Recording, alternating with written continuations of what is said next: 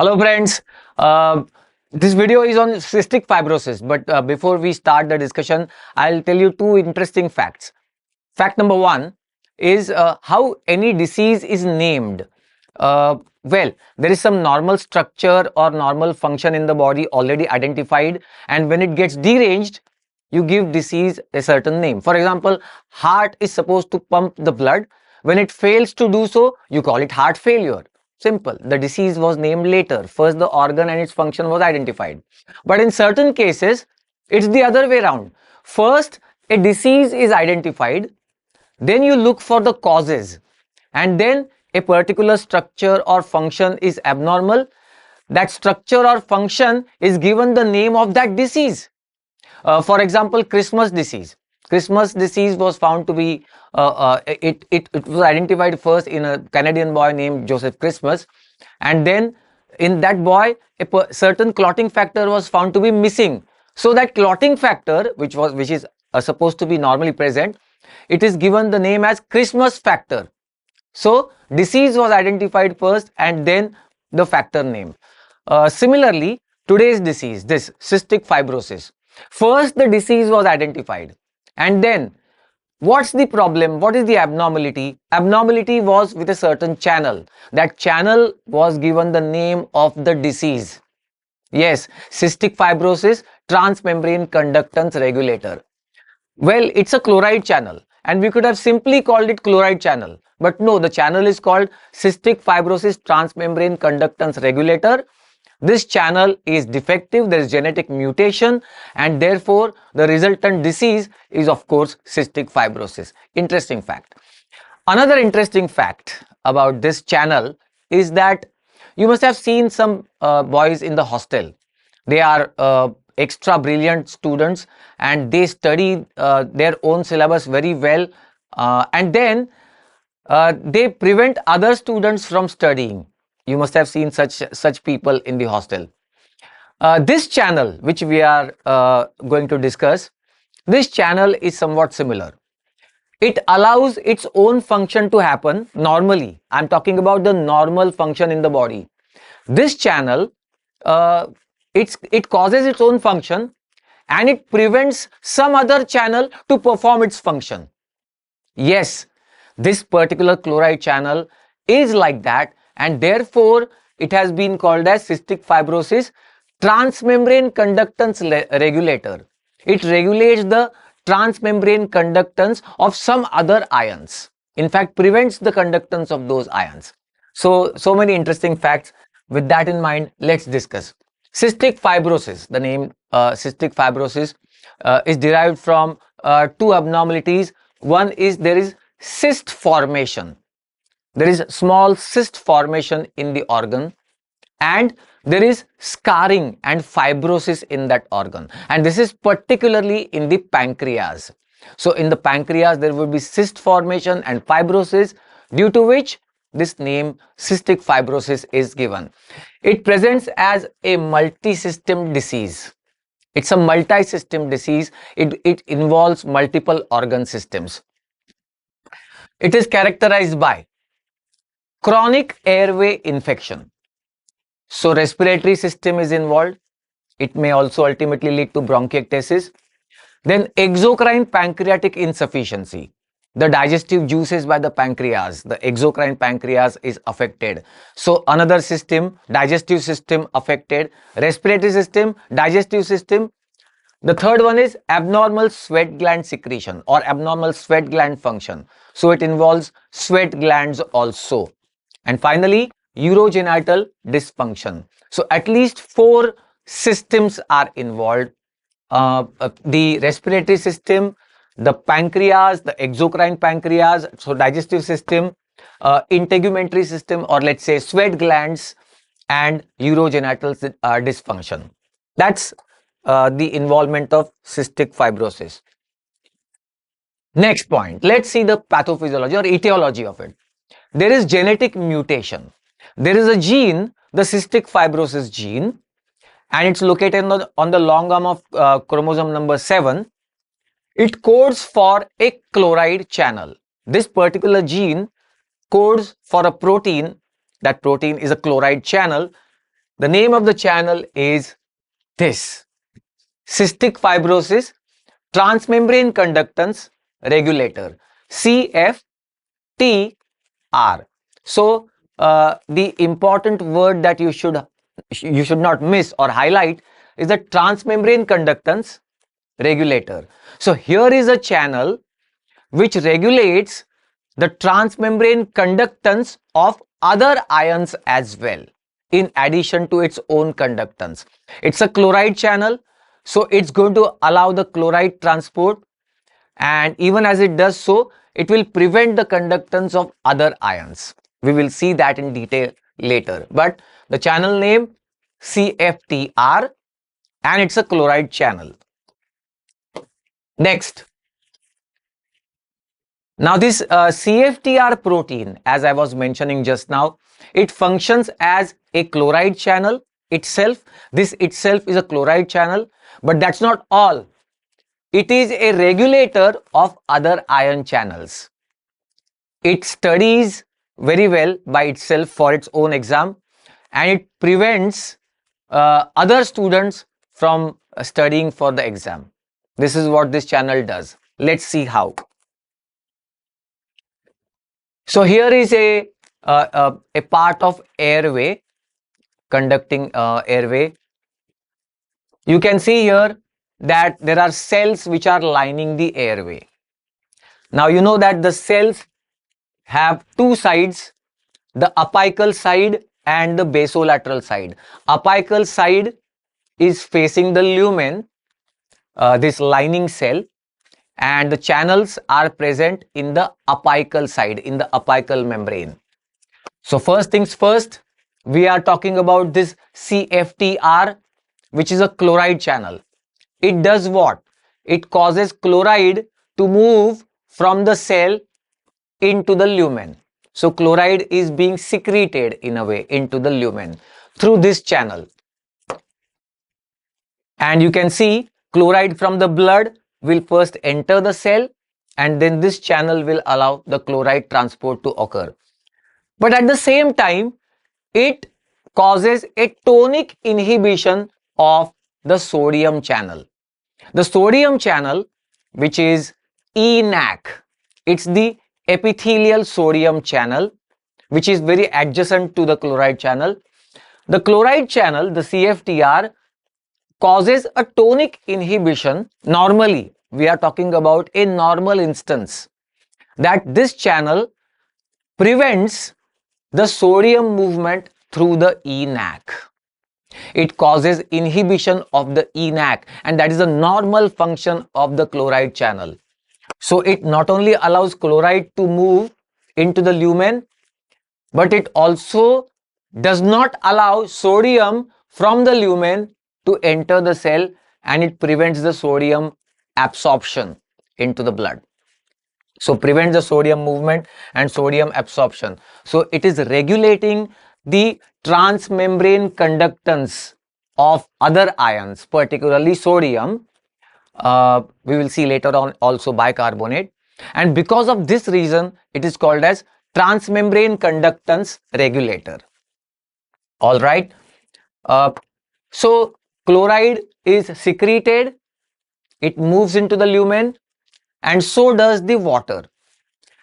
And it also does not allow the sodium to be moving into the cell, from the lumen into the cell is not allowed normally as a normal function of this channel, so that sodium stays in the lumen, chloride comes into the lumen, and therefore obviously water also comes into the lumen.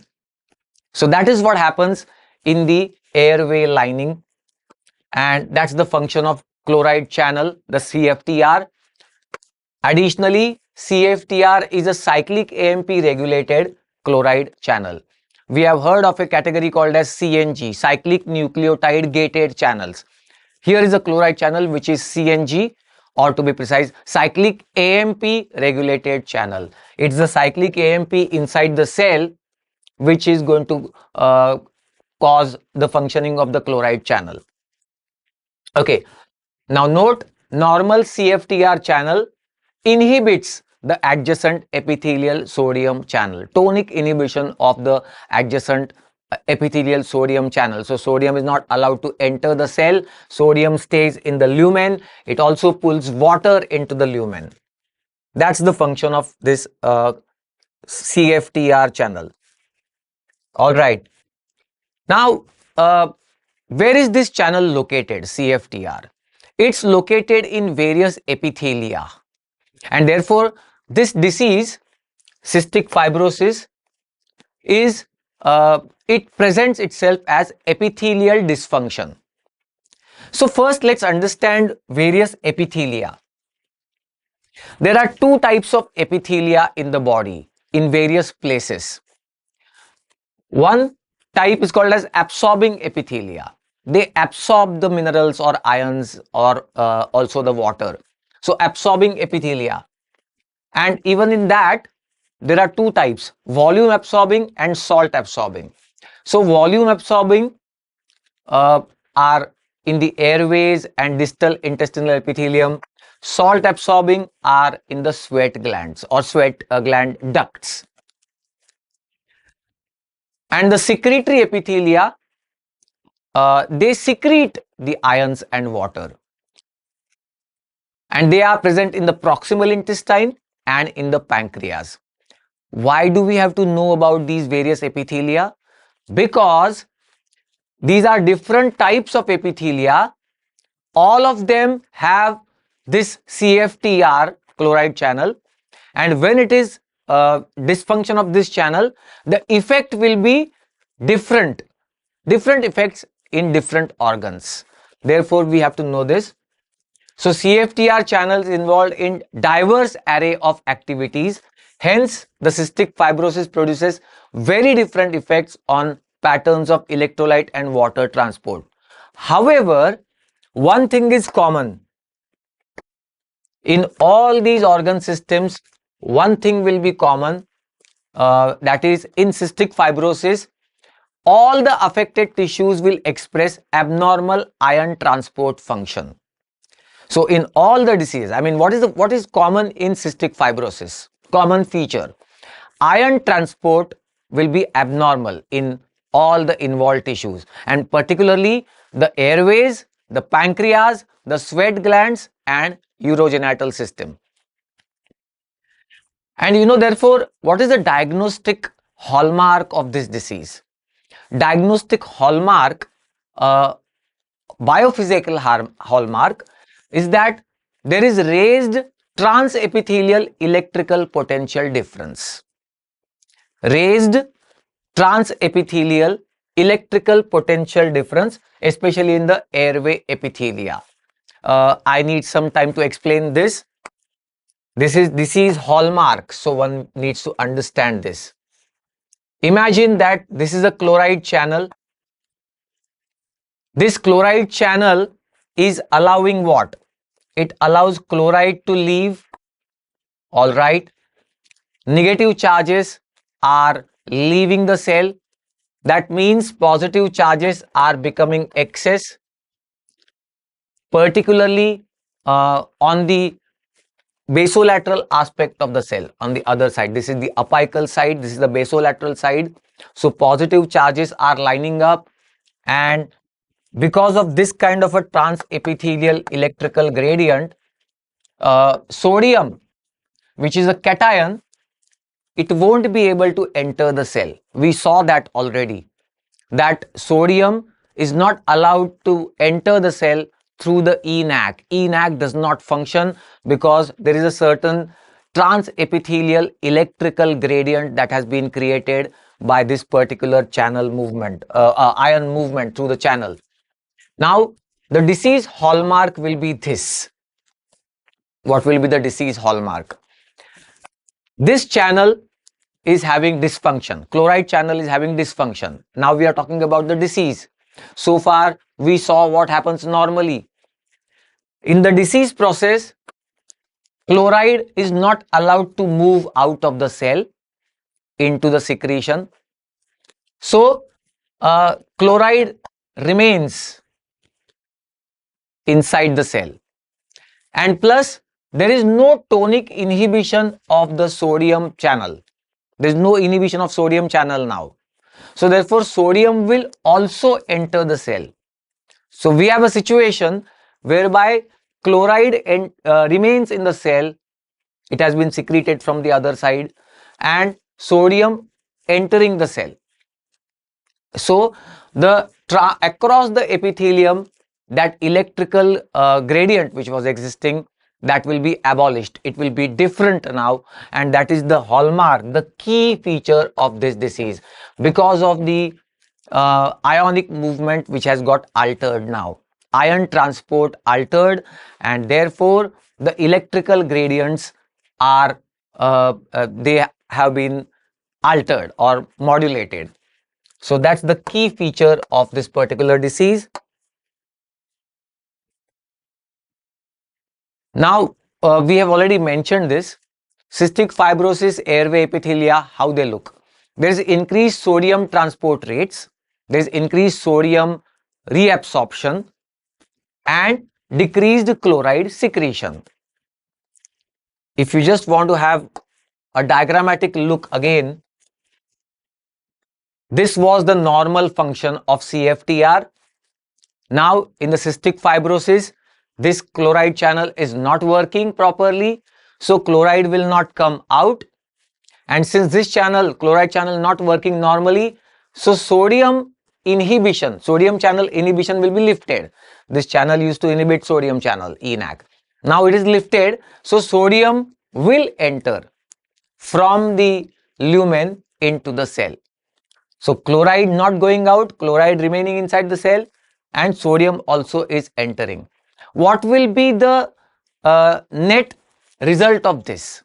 Now imagine in the lumen, outside this cell, there is no sodium, there is no chloride now in cystic fibrosis condition. No sodium, no chloride. So no force for water to come out. So there would be no water also. That means the mucus which is secreted here, this is respiratory epithelium, or this is airways, and this is the airway epithelium.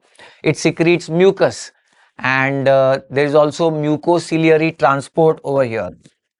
Mucus is getting secreted, and plus there are cilia which move, and they kind of trap the foreign particle and move them up. That's called as mucociliary transport. Ciliary cells or cilia and mucus transport. It all depended on these ions and therefore water, making it a thin secretion. Now in cystic fibrosis, that's not happening. And what's the result? The result is this. Abnormally high rates of sodium reabsorption. Now sodium is no more present in that epithelial surface, and low rate of chloride secretion, and therefore decreased sodium and water content of the mucus. I already told you that respiratory epithelium has mucus secreted over its surface, so there is less salt and water in the mucus, and it depletes the volume of the periciliary liquid, periciliary fluid.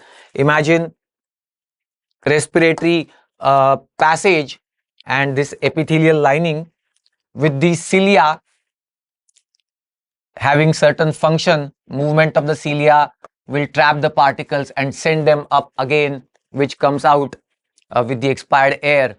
So all that mucociliary transport and defense mechanism is affected. The secretion will dry up, and because the secretion dries up, it will cause mucus pluggings. Mucus plugs will be formed, and those plugs will start blocking the airways. The airways will begin to be blocked because of those dry, hard mucus plugs. So that's what happens with the respiratory system. The respiratory passages, they get blocked because of the dried mucus, no water, thickening of the mucus, adhesion of the mucus, and failure to clear the mucus. So mucus plugs will block the respiratory passages. Because of that blockage, there will be recurrent respiratory infections. So that's what happens, as a respiratory disorder in the cystic fibrosis, and that's the pathophysiology. Let's just add also what happens in the pancreas. In the pancreas, there is acinus of the pancreas. It secretes a primary secretion which is rich in enzymes, and then it starts flowing through the duct, pancreatic duct, enzyme rich secretion. In the duct, there is addition of water and bicarbonate. You know, under the influence of secretin hormone, bicarbonate will be added in the duct and water. So secretin makes this pancreatic secretion alkaline and watery. For the bicarbonate to be secreted, there is a transporter called as chloride bicarbonate transporter exchanger, anion exchanger, or chloride bicarbonate exchanger. So bicarbonate will be secreted so that it becomes a part of pancreatic juice, and chloride is removed because it's an exchange. But for the removal of this chloride, we have to have, on the apical membrane, we have to have this CFTR channel. It's a chloride channel, of course, and we saw that it causes movement of chloride from the apical side into the lumen. This chloride is used as a chloride recycling. It's going to be secreted and then it is going to be exchanged with bicarbonate. So secreted and reabsorbed. It's called as chloride recycling. And for this chloride recycling, we need a proper function of this chloride channel, which is the CFTR. All right.